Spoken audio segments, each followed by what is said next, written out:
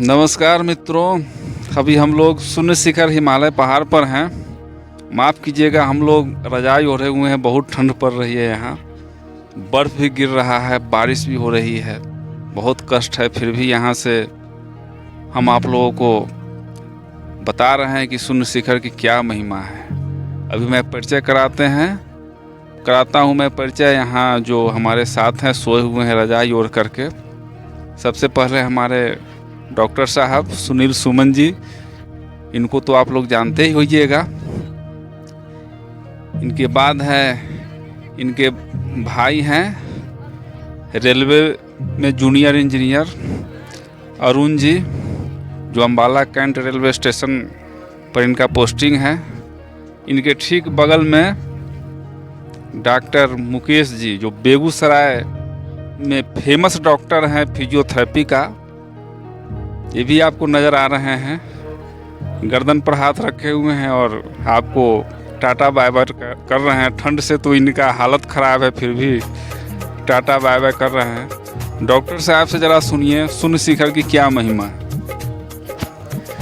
जो शून्य शिखर आया नहीं वो जीवन में कुछ पाया नहीं। शून्य शिखर की महिमा है, जिस तरह से जीवन में उतार चढ़ाव आती है, शून्य शिखर आने पर उतार चढ़ाव वाली रास्ता से हम लोग आते हैं और हिमालय की चोटी पर पहुंचते हैं। ज़िंदगी में अगर थोड़ा सा गलती करने पर आदमी नीचे गिर जाता है, उसी तरह से यहाँ भी रास्ते में चलने में थोड़ी सी गलती होगी तो खाई में गिर जाएगा। अगर सावधानी से चलेंगे तो शून्य शिखर पर पहुँच जाएंगे। आपका आध्यात्मिक विकास होगा, जीवन में उन्नति होगा, मन की शांति हो। बेगूसराय से इतनी विकट परिस्थिति में भी आप लोगों को लाइव टेलीकास्ट के माध्यम से सारा कुछ दिखाया जा रहा है। सुबह से ही काफ़ी घोर बारिश भी हो रही है, बर्फबारी भी हो रही है, मौसम पूरा विपरीत हो चुका है। हम लोग इस मौसम में भी मौसम का आनंद लेकर भाव विभोर हो रहे हैं। ये यहाँ आई है, इनके भी मुंह से दो शब्द सुने, क्या कष्ट है और क्या खुशी है। बोलिए सदगुरुदेव भगवान की जय। मैं अपने आप को बहुत सौभाग्यशाली समझती हूँ कि आज मैं शून्य शिखर आश्रम पर पहुँच पाई। ये आश्रम मेरे लिए, इस आश्रम के आनंद से मैं वंचित थी। अब तो मुझे लगता है कि जब मैं यहाँ आ गई हूँ तब मुझे फिर पुनः दोबारा मनुष्य जन्म नहीं लेना पड़ेगा। मुझे तो लगता है कि मैं यहीं की होके रह जाऊं, मैं यहीं रहूं। और यहीं चूँकि मेरी उम्र भी हो चुकी है, मैं अपने गृहस्थ आश्रम के जिम्मेवारियों से लगभग मुक्त हो चुकी हूँ। इसलिए मेरी हार्दिक इच्छा है कि मैं यहाँ वानप्रस्थ आश्रम के हिसाब से प्रवास करूँ और यहाँ अपने मनुष्य शरीर का जो सार्थक काम है उस काम को मैं पूरा करूं और अपने जीवन को सार्थक करूं। और मुझे कहने में ये संकोच नहीं हो रहा है कि मेरे जीवन में आज मैं जिस स्थिति में भी हूं, जिस बेहतर से बेहतर स्थिति में, वे सद्गुरु सदाफल देव जी की कृपा से, उनकी दया से और उनका आशीर्वाद और उनका सहयोग, उनका सब कुछ मैं हर पल अपने जीवन में महसूस करती हूँ। इसके लिए मैं इस चीज़ का मैं वर्णन नहीं कर सकती हूँ।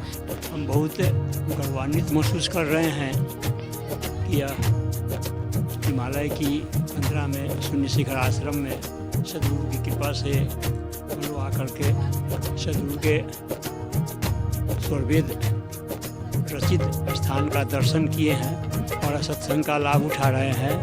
हम यह सदगुरु की अपार महिमा है कि हम लोग आने की स्थिति में यहाँ नहीं थे, लेकिन कैसे सदगुरु यहाँ हम लोगों को खींच लाए। इस दुर्गम घाटी में वर्षा की स्थिति में, पहाड़ की चढ़ाई में, यह सदगुरु की अपार कृपा है कि हम लोग जैसा आदमी भी यहाँ पहुँच करके सदगुरु के दर्शन का लाभ उठा रहे। पहाड़ के शून्य शिखर आश्रम पर हम लोग यहाँ पर पहुँच गए। ये सब उन्हीं की कृपा है। यही वह भूमि है जहाँ पर सद्गुरु सदाफल देव जी महाराज स्वर वेद की रचना किए हैं। यह हम लोगों के लिए बहुत सौभाग्य की बात है कि इस जगह पर हम लोग को आने का मौका मिला। सतगुरु का दर्शन करने का मौका मिला। इन्हीं शब्दों के साथ अपनी बात हुए हैं उन माता रानी और स्वामी जी भगवान को दर्शन करेंगे। आज दिव्य वाणी होगी, अमृत वाणी कल होगी, हवन होगा। सभी लोग सभी जगह से आकर के उनके दर्शन कर रहे हैं। ये हम लोग बरभागी है जो सभी जगह से यहाँ आए हुए हैं। एकजुट होकर के उनके दर्शन पाएंगे, कृत हो जाएंगे। बहुत ऊंचा है पहाड़, तब पर भी हम सब मिलजुल करके सभी के साथ यहाँ पर चले आए हैं। सबसे फर्स्ट बार आए हैं, कभी आए नहीं थे लेकिन पहला बार आए, डरते डरते लेकिन पहुँच गए। मिश्रा जी हैं, चंदेश्वरी मिश्रा, जो हमारे शुरू से ही गार्जियन रहे हुए हैं और उन्हीं का विशेष कृपा रहा जो हम आज विहंगम योग में सफल संयोजक बनने की कोशिश कर रहा हूँ। अभी हूँ तो नहीं, कोशिश कर रहा हूँ। उनका आशीर्वाद हमेशा बना रहता है और वो हमारे गार्जियन हैं। उनके मुख से दो बात सुन लें। अभी हम लोग हिमालय शून्य शिखर की चोटी पर हैं। बहुत विरह रास्ताओं को हम लोग चीरते हुए इस शून्य शिखर आश्रम की चोटी पर पहुँचे हैं, जहाँ पहुँचने के बाद विहंगम दृश्य जो दिखाई पड़ रहा है वह वर्णन से बाहर का है। इसका जो अनुभव है वो तो यहाँ आने के बाद ही प्राप्त किया जा सकता है। जो भी चीज़ अनुभूत में आती है उसके लिए तो प्रयास करना पड़ता है, वहाँ आना पड़ता है, फिर उसकी सफल अनुभूति होती है।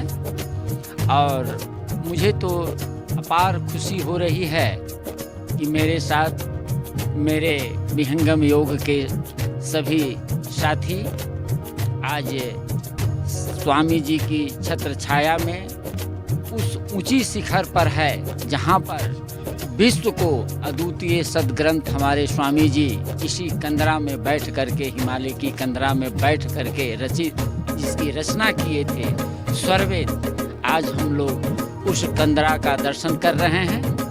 इतना मनोरम दृश्य है यहाँ का। जीवन में आने वाली सारी विघ्न बाधाओं से कैसे निपटा जाए, यहाँ पर आने पर और मनोबल बनता है आगे बढ़ने की। यह जो हिमालय का क्षेत्र है यह ऋषि क्षेत्र है और यहाँ कन्नम ऋषि का भी बगल में है उनका आश्रम। महर्षि ने यहाँ जो यह जगह प्राप्त किया, नित्य अनादि के कृपा से उनको संदेश मिला। यहाँ के एक महापुरुष ने उनको अवसर दिया, यहाँ आकर के उन्होंने कंदरा में आकर इस स्वरवेद की गंगा का में स्नान करने का मौका जो आज हम लोगों को मिल रहा है, उस महापुरुष का भी देन है जिन्होंने यहाँ उनको तपस्या करने का मौका दिया। इसके बगल में ही चमन ऋषि का भी है आश्रम, इसके बाद वेद व्यास का भी है। यानी यह हिमालय का जो यह क्षेत्र है पूर्ण रूपेण ऋषि क्षेत्र है।